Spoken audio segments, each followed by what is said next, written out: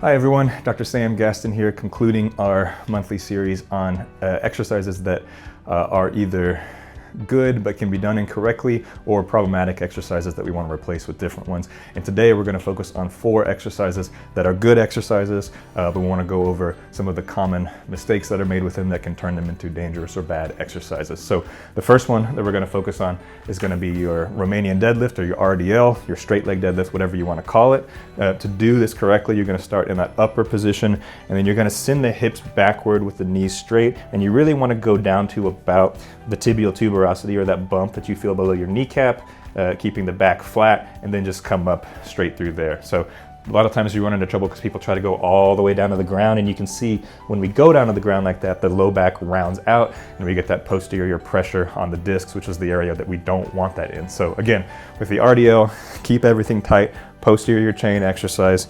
We want to just send the glutes backward like you're trying to close a car door, using your hips, and then stop right below the knee on that bump, come back up. You'll get a good hamstring contraction, good glute activation, and strengthen the erector spinae of the low back there.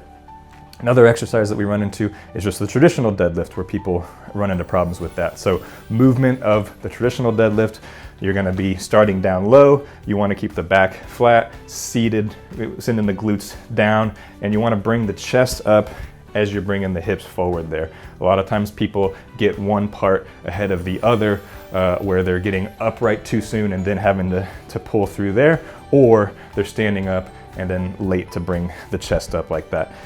For the final 2 exercises, we're going to focus on more machine exercises, and that's going to be the seated quad extension, and then the prone or face down hamstring curl. The issues we run in with those is that when you're doing that leg extension, when you're at the full extended position, if you don't have everything set up correctly with the pads, you're going to create a lot of shear force on the knee, which is going to be, when you do the extension, it's that straight down force directly on the knee, which can be irritating to the ACL and the PCL in there. So you really want to make sure you've got the pads and everything set up correctly, so you're not putting too much stress on that.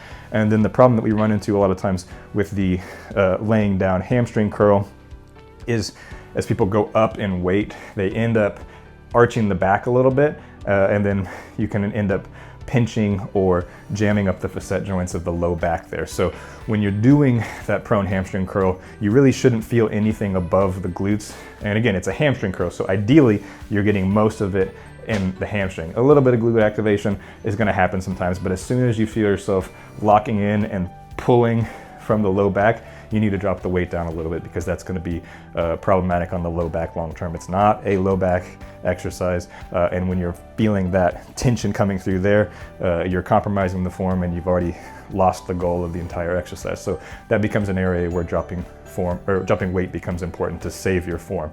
So those are some more exercises that, again, are good exercises if you do them correctly, but those are the common ways that they're done incorrectly.